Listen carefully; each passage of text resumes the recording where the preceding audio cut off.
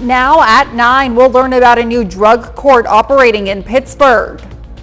Plus, Missouri Southern says one of its students has a first-in-the-nation degree. And the White House is looking for a deal for the southern border. I'm Doug Luzader in Washington. We'll have more on the growing immigration crisis coming up. The 4 states' most watched news starts now. This is KOAM News at 9 on Fox 14. I'm Elise Snowy. Community Health Center of Southeast Kansas has taken the first steps in establishing a drug court. This step comes after a grant of $150,000 was given to CHC. KOAM's Anthony Saviello has more. Substance abuse can often have an unwavering grip on people's lives. Many times it can lead to a situation where an individual can find themselves behind bars. Community members might be fighting an illness, might be fighting a disease, and that could be related to drug abuse. One of the biggest issues with that is how do you appropriately treat that disease. Daniel Kreitz is a senior vice president at Community Health Center and a part of the team that has begun establishing a drug court in southeast Kansas. You'd probably see partial implementation of drug court sometime midway through calendar year 24, and likely full implementation by the beginning of calendar year 25. The drug court is an alternative to incarceration, a second chance for those who may be caught in what can feel like an endless cycle. Some drug courts, could have first-time offenders in them. They could have repeat offenders in them. It really depends on, the qualifications related to that particular individual and what the team thinks. But this isn't just another 12-step program.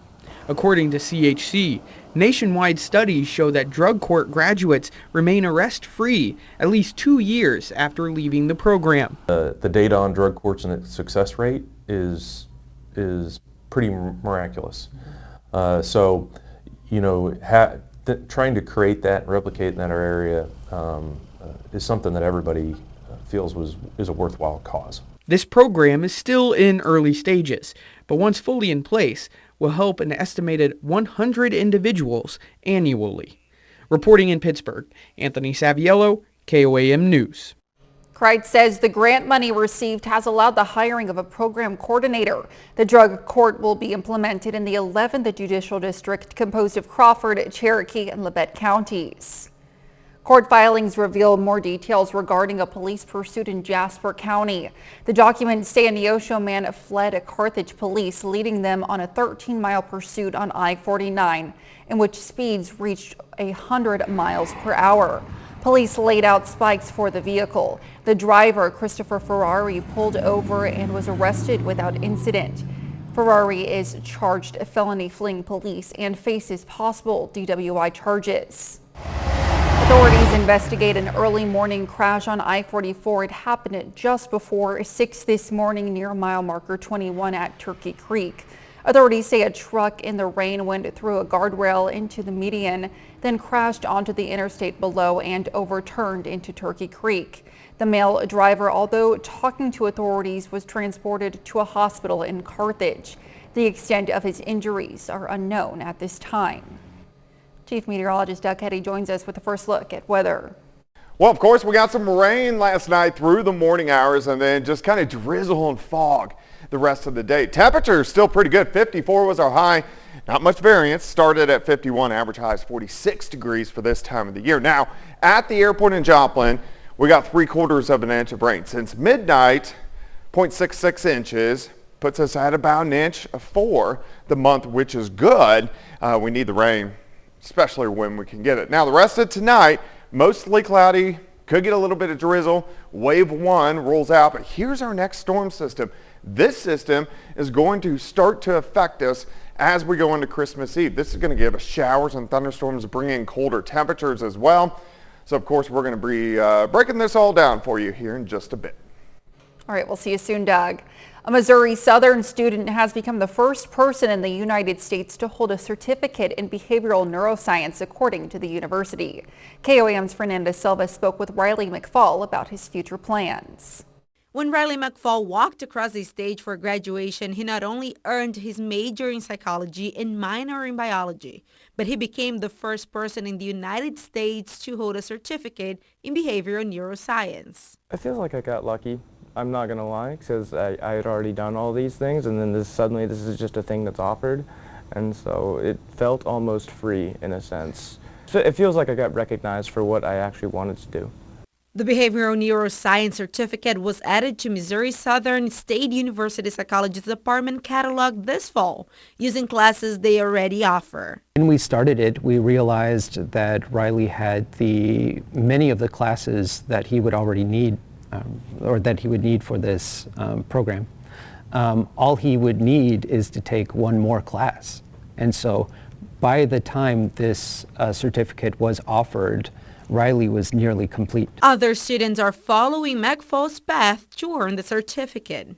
They should be attractive to many fields in modern clinical psychology, medicine and healthcare, and as well as graduate school. For now, McFalls is enjoying the relief of graduation. It felt like a weight off my shoulders. Just everything I've worked for up until this moment. But he continues forward into his future. Looking to go into the sleep field for now, and I would like to get certified in polysomnography and do sleep studies for people with sleep apnea or narcolepsy or things of that sort. In Joplin, Fernanda Silva, KOAM News. Professor Boomer believes the introduction of neuroscience to Missouri Southern signals the university's readiness to expand into more prestigious spaces in the world of American universities. Decades ago, Tar Creek in Oklahoma was designated a Superfund site due to high levels of chat pollution. A recent study by the lead agency in Miami was conducted on 5 swimming holes. It was conducted because individuals still use portions of Tar Creek to fish, swim, and picnic. The study concluded the site is still not safe due to historic levels of pollution. They found that it's not even safe enough to picnic here. It's not safe enough to hang out on the banks, much less to be in the water. Cleanup of more than 30 million tons of chat is continuing at the Tar Creek Superfund site. Congress has a long list of to-do items, and there's not much time left to avoid a government shutdown in the new year, I should say. There are 2 government shutdown deadlines, January 19th and February 2nd. Negotiations on funding bills have been tough this year. The supplemental aid bill for Ukraine and Israel is on ice, while border security funding is also up in the air. And that crisis at the southern border is getting new attention from the White House today after a record number of illegal immigrants have amassed at the border. The Biden administration is hoping to stem the flow and hammer out a new deal with Congress. Douglas Ader has more from Washington. A recent poll show that the immigration issue is a real liability for the president right now, and these images from the border are so disturbing that the White House is looking for a deal. Every day, they keep coming.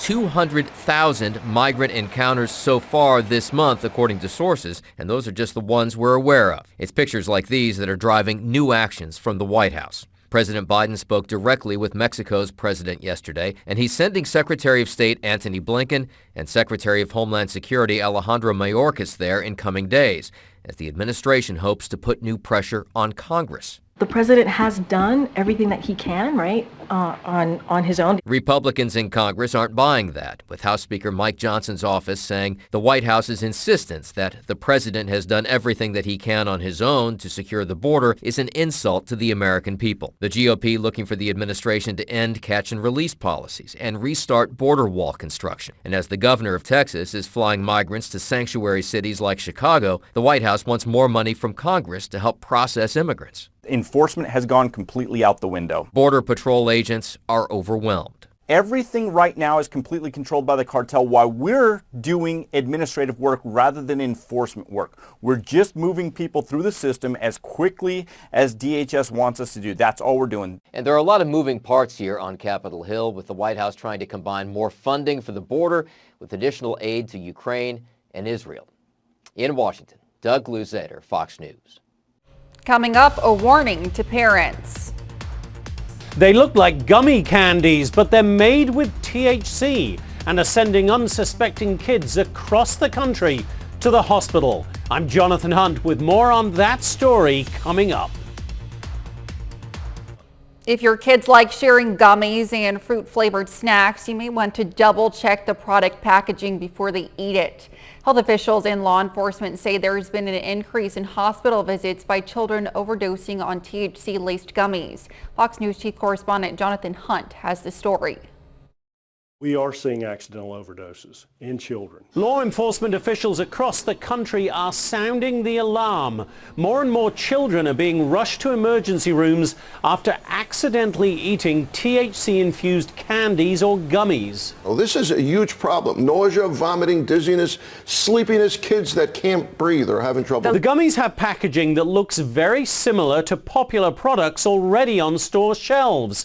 And the products are unregulated because they aren't made from THC found in marijuana plants. Instead, low doses of THC, known as Delta 8, is pulled from hemp plants, legalized by Congress in 2018. The purpose of this bill was for farming, for agriculture. The Delta 8 industry is now a booming business and is often marketed as a way to get a gentle high. But health officials and police warn that could be misleading. If they're not aware of what they're eating, then they may overeat and you've got the overdose. Nearly 80% of Delta 8 cases reported to poison control centers have ended with a hospital visit.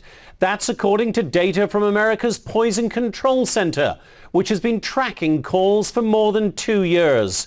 Experts also warn it's not just kids suffering from accidental overdoses. We're even seeing them in adults because they don't know what they're eating. Federal and state officials, as well as some regulated marijuana and CBD manufacturers, are now pushing for Congress to tackle the issue. In Los Angeles, Jonathan Hunt, Fox News. Doug is next with a complete look at the forecast. And later, voice of the Chiefs, Mitch Holthus, tells us how the team is preparing for its Christmas Day game against the Raiders.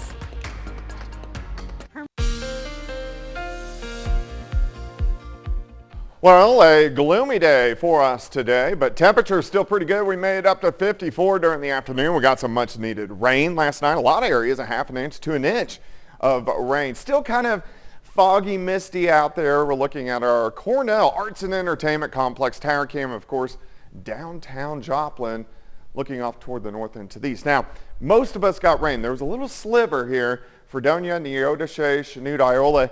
You guys didn't get any rain. Now, in this kind of bluish color, under a half an inch. Everybody in this green, you can see Ottawa County, Delaware, McDonald, Neosho, all picked up a half an inch to an inch. And we need it, but we have more rain heading toward us, and it's going to be heavier than what we got last night. All the rain we did have, it's gone. We still have clouds and drizzle, but wave 1 is out of here. Here's wave number 2.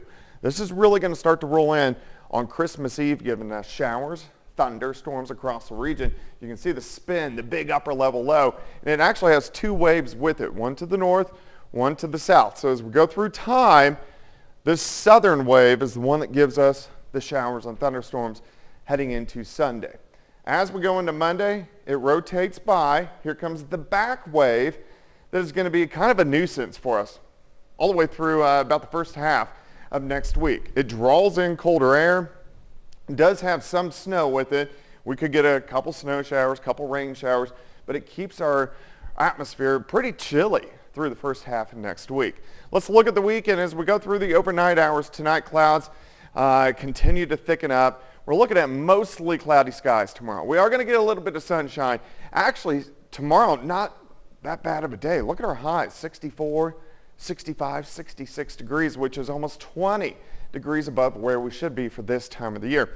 Clouds thicken tomorrow night, by Sunday morning, some showers start developing on the Kansas and the Oklahoma side. Look at this band that pushes through. Showers, few thunderstorms. Here's 10:30 Sunday morning, and then just periods of rain throughout the day. So this is Christmas Eve. Here's 7:30 p.m. Light showers continue as we go all the way into Monday morning, which of course is Christmas morning, and on and off showers are going to stick around during the day on Monday. How much rain could we get? A lot of areas are going to pick up an inch, maybe 2 inches. There may be some isolated 2.5 inch amounts with this next wave, which is going to head toward us, and we greatly need that rain. So Christmas Eve, 59, 100% chance it will rain the entire viewing area. Kind of damp for Mr. Santa. 45 Christmas Day, 30% because I think we'll have on and off scattered showers across the region. But Saturday, looking pretty good. 66, 59 on Christmas Eve, 45 Christmas Day. It continues to cool down a bit. Only 37 on Wednesday, only 38 on Thursday. But we do dry out and we get the sunshine returning by the second half of next week. Elise? Coming up, prices at the pump increasing. If you're planning to hit the roads this holiday weekend, I'll tell you when the best time to leave is coming up. Getting on a plane this weekend, beware. The Wall Street Journal says many airline passengers still don't know how to behave. In-flight disruptions are still happening at a worrisome levels. The FAA has recorded nearly 2,000 reports of incidents so far this year, up from before the pandemic, but down from the unprecedented peak of 5,900 in 2021. And the TSA has opened 374 investigations into passengers interfering with checkpoint screenings this year. 115 million people are headed home for the holidays. According to AAA, 104 million of them will hit the road. Fox Business correspondent Kelly Saberi is behind the wheel in Chicago. For the 103.6 million people who will be hitting the roads this holiday season, they'll notice slightly higher gas prices. AAA says that the national average is around $3.12 a gallon. That's up 4 cents from last week. If you are planning to hit the roads, make sure you do that before 10 a.m. on Saturday. That's the best time they're saying to do it, no matter where you are in the country. Another 7 million people will be taking planes to get to their destinations, and another 4 million will be using a train, a bus, or even a cruise this holiday season to make their memories. And AAA says despite how the economy may be doing, people are investing more this year in these holiday memories with their friends and family. In fact, 2.5 million more travelers will be getting out to see their friends and family than they did last year. In Chicago, Kelly Saberi, Fox Business. New car sales are expected to rise in 2024. Leading automotive data firms forecast a year-over-year increase of between 1 to 4% in new car sales. This would mark the highest rate of sales since 2019. The COVID-19 pandemic and supply chain snags that followed caused sales to slump in recent years. 2022 only saw 14 million vehicle sales, the lowest in more than a decade. Up next, Santa Claus himself visits babies at a NICU in Missouri. We'll check it out. Ho, ho, ho. Merry Christmas. Yeah. A group of patients at a hospital in Missouri were ready for a visit from St. Nick. Santa visited babies and their families in the NICU at University of Missouri Healthcare Women's Hospital on Wednesday. The babies were dressed for the occasion in tiny Christmas pajamas. Santa read to the babies and posed for photos. 30 more minutes of news, weather, and sports coming your way. An unexpected gift for students at some St. Louis high schools. Plus tips to reduce and recycle all that gift wrapping after the holidays. You're watching the 4 States Most Watched News. This is KOAM News at 9 on Fox 14. I'm Elise Noe. Students at Catholic high schools in St. Louis, Missouri got an unexpected gift this week. A couple donated $250 to every single student at the schools. Brent Solomon has the story. As these St. Mary students gather outside their lockers, you can soon see their sheer joy when they hear a special announcement. And the Christmas present, $250. Yeah! roof blew off the building. You heard throughout the building the biggest roar I've ever heard.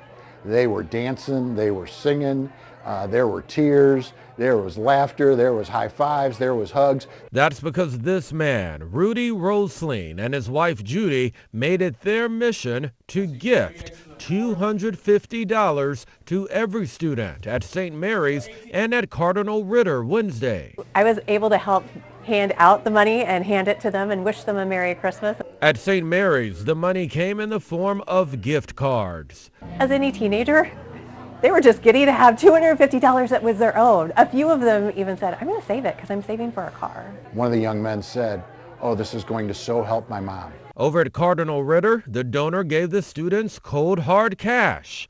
Here you can see the reaction on their faces. Along with the cash, they got this note saying, be humble, be hungry, be happy. Passing on our blessings brings me happiness and joy that money can't. He told me, he said, please tell them they could take the whole $250 and go buy a really nice pair of shoes if they want to go do that. He said, but tell them to consider to take part of that money and use it to pay it forward. I've been in education for over 35 years, and I've never been a part of something like what went on today at St. Still looking for a gift for the gamer in your life? There are plenty of popular games up for grabs like Legend of Zelda, Tears of the Kingdom, and Super Mario Bros. Wonder. If games are covered, consider a gaming headset so they can get a full audio experience while playing. There's even an antiperspirant called Gamer Grip designed to keep your hands from slipping off the controller. The holiday season comes with some additional garbage baggage, with Americans creating more trash this time of year due to increased shopping, food waste, and all the Christmas gift wrapping and greetings. Fox News correspondent Christina Coleman has more on ways to celebrate sustainably. Opening all those holiday gifts can be fun and exciting, but it can also be harmful to our planet. Studies show Americans throw out nearly 3 billion more pounds of trash the week of the holidays than any other time of the year. And the biggest contributor? Wrapping paper, with about half the amount produced annually tossed in the trash. Sarah Blunt with the National Environmental Education Foundation says as folks are tearing into their presents, it's important to keep in mind the 4 R's of sustainability. Reduce. I would suggest considering an alternative to traditional wrapping paper just to reduce your use overall. If you have a pretty piece of fabric like a tablecloth or a scarf or a fabric bag, consider using them creatively but still attractively to wrap your present. Reuse. Reuse a single piece of wrapping paper for as many holiday seasons as possible. So over time, it might be folded to fit a smaller object or bring in a strip of more reused wrapping paper to make it fit something larger. Recycle. Recycling rules are going to vary depending on where you live. Glossy and plain wrapping paper can be recycled. And rot. Check out your municipality's website to see if they have a compost program. And it's not just gift wrap. Food waste, gift toppers, and greeting cards contribute to crowded landfills. There are also smaller steps you can take, like having a bag on hand to collect recyclable wrapping paper and another for bows and ribbons. It saves time and money when the next holiday season comes around and you've already got all those supplies at hand. Our mailboxes and mantles get jammed with holiday greeting cards. Blunt suggests tearing off the decorative front and reusing it as a gift tag the following year. Another way to reduce landfill space, make sure you recycle your tree.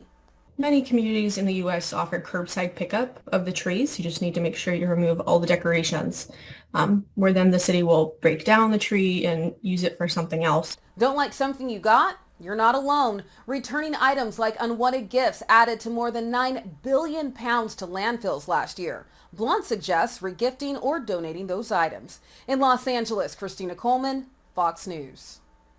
A bit later, tips to make sure your friends and family stay free from illnesses while enjoying the holiday feast.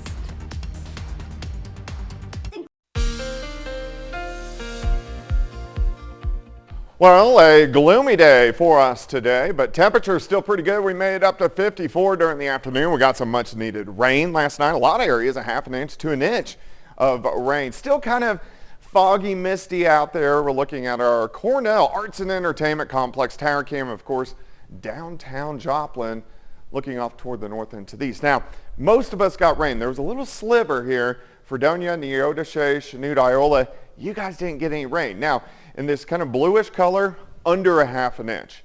Everybody in this green, you can see Ottawa County, Delaware, McDonald, Neosho, all picked up a ½ inch to an inch. And we need it, but we have more rain heading toward us, and it's going to be heavier than what we got last night. All the rain we did have, it's gone. We still have clouds and drizzle, but wave 1 is out of here. Here's wave number 2.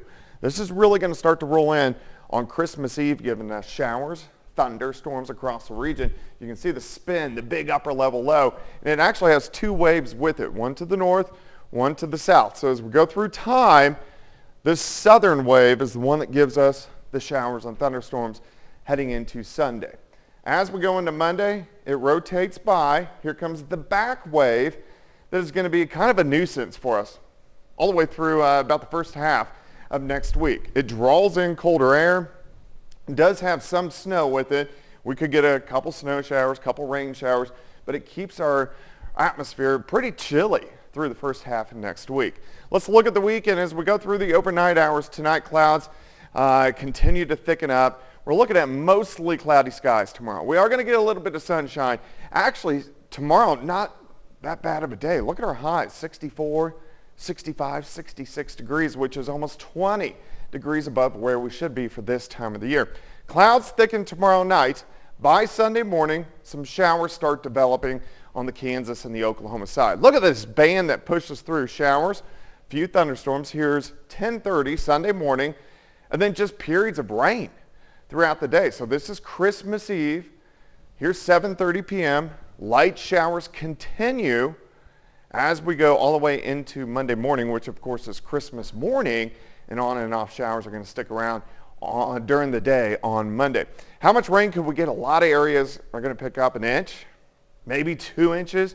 There may be some isolated 2.5 inch amounts with this next wave, which is going to head toward us, and we greatly need that rain. So Christmas Eve, 59, 100% chance it will rain the entire viewing area. Kind of damp for Mr. Santa. 45 Christmas Day, 30% because I think we'll have on and off scattered showers across the region. But Saturday, looking pretty good, 66, 59 on Christmas Eve, 45 Christmas Day. It continues to cool down a bit. Only 37 on Wednesday, only 38 on Thursday, but we do dry out and we get the sunshine returning by the second half of next week. Elise? Coming up in sports, it's another edition of Minute with Mitch ahead of the Chiefs' big game against the Raiders. Plus, the Joplin Eagles basketball team is in action for their last game before Christmas break. Brock Baldridge has the highlights and more up next.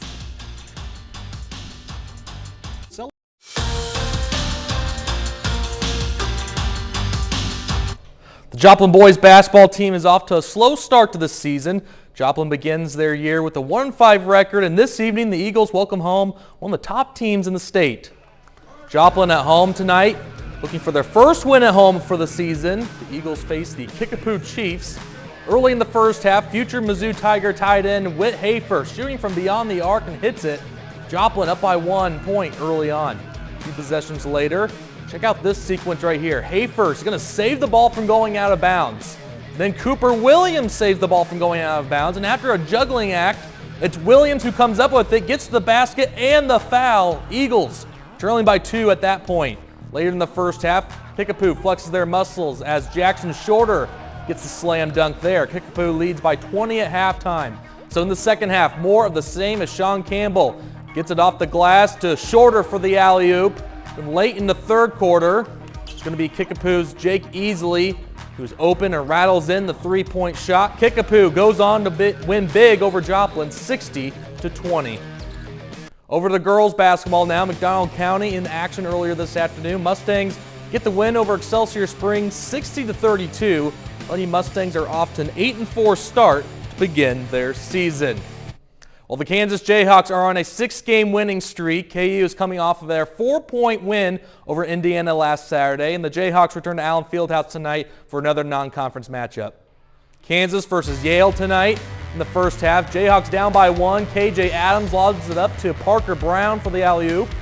Later in the first, Bulldogs are up by 8. Danny Wolf hits a big 3-point shot here. All of a sudden, it's Yale that leads by 11. Under a minute left to go in the half. KU trails by 5 as DeJuan Harris gives the connection to KJ Adams for the dunk. Jayhawks down by 3 at that point, so in the second half, McCuller is going to be open for the 3-ball here, and he will drain it. KU now ties the game at 41 apiece. Later in the second, Jayhawks up by 4. Off the inbounds play, DeJuan Harris throws up to McCuller for the jam. Kansas up by 6. Late in the second half, McCuller is feeling it tonight. He will knock down this shot from way beyond the arc, nothing but net. A career-high 34 points from Kevin McCuller. Kansas wins at 75-60. In St. Louis tonight, it's the annual bragging rights game between the Missouri Tigers and the Illinois Fighting Illini. Last year, Missouri won this matchup by 22 points, and well, they're looking to bounce off last Sunday's loss to Seton Hall. At the moment, this game is still in progress, and at last check, it's Illinois who leads Missouri 60-38. The Kansas City Chiefs only have 3 more games remaining in the regular season. The Chiefs prepare for the Las Vegas Raiders on Christmas Day, and we have a special Chiefs Miss edition of this week's Minute with Mitch.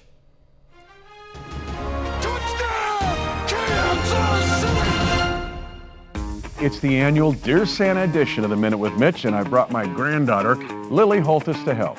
Grandpa, don't take it for granted. What? Winning the AFC West this year. Oh, it'll be 8 straight AFC West titles. I got it, Lily. It'll be second in NFL history for division dominance. There's more. What? Oh, the Broncos, they've won the division 15 times. Okay. The Chargers, they've won the division 15 times. All right. The Raiders, they've won the division 15 times. And if the Chiefs win on Christmas Day, they'll win the division 16 times.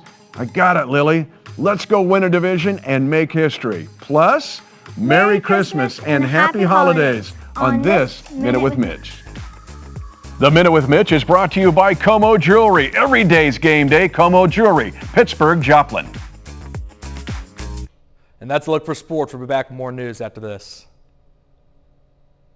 Christmas is right around the corner, and that means there will be a lot of food prepping and tons of plates left out for people to eat. Fox's Angela Shen talks to a health expert who shares some tips on how to make sure the food you put on your table stays free of diseases. Before getting started in the kitchen, you and anyone who's helping should wash your hands for 20 seconds with soap and hot water. You want those helping hands to be healthy hands. When preparing foods, it's important to keep things like meats away from vegetables to avoid any cross-contamination. Don't use a cutting board that might have juices from your raw chicken or your raw turkey. You don't want to mix that with anything that is already fresh. Separate foods if anyone has food allergies too. When cooking, use thermometers. Chicken or turkey should be cooked to at least 165 degrees Fahrenheit. When reheating, it should be at that temperature too. Vegetables should be washed thoroughly with cold running water. Thaw foods in cold water as well, not hot water or just leaving them out. It is very dangerous because bacteria can collect and can start growing on the top of the surfaces of your foods while the interior of your food is still very frozen. Put food that's been out in the refrigerator after 2 hours. You want to keep things at a safe temperature. You don't want to abuse the temperatures. Leftovers should be eaten in 3 to 4 days, but can keep longer in the freezer.